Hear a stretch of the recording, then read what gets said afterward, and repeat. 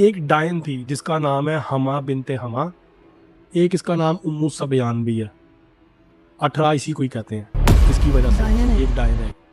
English में इसका नाम है रांगड़ा डीमन। आप गूगल पे लिखेंगे या आपको इसकी सारी चीज़ें पता चल जाएंगी कि कौन थी, क्या करती है, इसकी शक्ल कैसी है, गेटअप क्या होता है, क्या करती है, हर चीज़ मिलेगी आपको गूगल पे भी।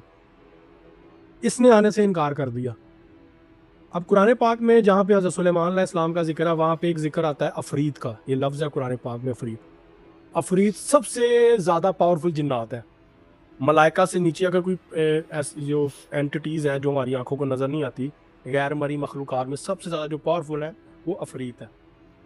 जो मैंने किताबों में पढ़ा, हज़रत सुलेमान अलैहिस्सलाम के पास 70 अफरीत थे। 70।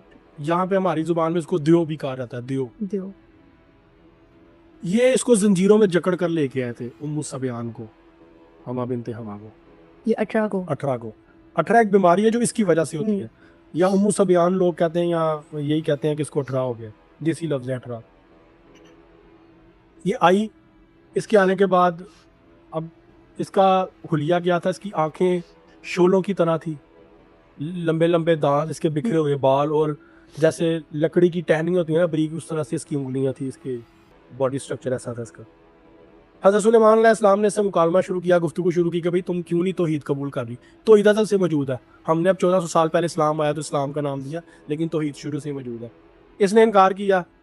तो फिर हज़रत सुलेमान अलैहिस्सलाम ने इससे पूछा कि तुम क्या करती हो, तुम्हारे वजूद की वजह क्या है, क्या क्या अख्तियारात है तुम्हारे पास। फिर इसने जवाब दिया कि मैं लड़कियों के, औरतों के हमल चट कर जाती हूँ, मैं खा जाती हूँ उनको। ठीक है, आपने तो बात की ना मिसकैरेज की, कि 3 माह बाद कॉन्टीन्यूसली मिसकैरेज हो रहे होते हैं। मैंने ऐसे केसेस देखे हैं जिनमें लड़कियों के 10-10, 12-12 मिसकैरेज हुए हैं। ऐसा ही है। ठीक है, अच्छा कुछ केसेस में मिसकैरेज होते हैं, कुछ में होता है कि बच्चे मुर्दा पैदा होते हैं। तीसरे सिनेरियो में क्या होता है, बच्चे पैदा होते हैं, कुछ अरसे बाद मर जाते हैं। 2 साल की उम्र में, 4 साल की उम्र में, 6 साल की उम्र में वो मर जाएंगे, और कॉन्टीन्यूसली। और जितने भी बच्चे पैदा होंगे उनको एक ही बीमारी होगी, वो पाँव से शुरू होगी, वो सर तक जाएगी, और बच्चा एक खास एज में आके मर जाएगा। लड़के वो सरवाइव नहीं होंगे, लड़कियां शायद फिर भी बच जाए, लेकिन आप ज़्यादातर केसेस में कोई भी नहीं बचता, ना बेटा ना बेटी। हज़रत सुलेमान अलैहिस्सलाम ने इससे वजह पूछी कि तुम ऐसा क्यों करती हो, ऐसा ना करो। उसने कहा भी कुछ औरतें, कुछ खवातीन ऐसी हैं कि जो जिनके काम ठीक नहीं है, जिनकी हरकतें ठीक नहीं होती, मैं इस वजह से उन पे आ जाती हूँ। अब उन हरकतें ठीक ना होने की वजह में बहुत सी चीज़ें आ जाती हैं। कुछ लोगों की जो फितरत है ना वो शैतानी होती है।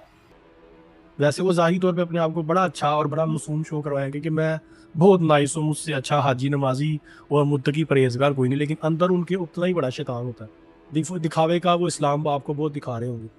तो उसने चीज़ें बताई कि भी जिन लोगों के अंदर अपने खुदा का खौफ नहीं होता, दिल उनके वो बिल्कुल ही जंग लगे होते हैं, मैं ऐसी औरतों को अटैक करती हूँ और उनके बच्चों को मैं ज़ाया करती हूँ। क्योंकि हज़रत सुलेमान अलैहिस्सलाम ने इस पे क़यादों पाबंद लगाई कि जो मासूम औरतें हो, जिनका कोई कसूर ना हो, बेगुनाह, उनको तुमने तंग नहीं करना, उनके बच्चों को ज़ाया नहीं करना।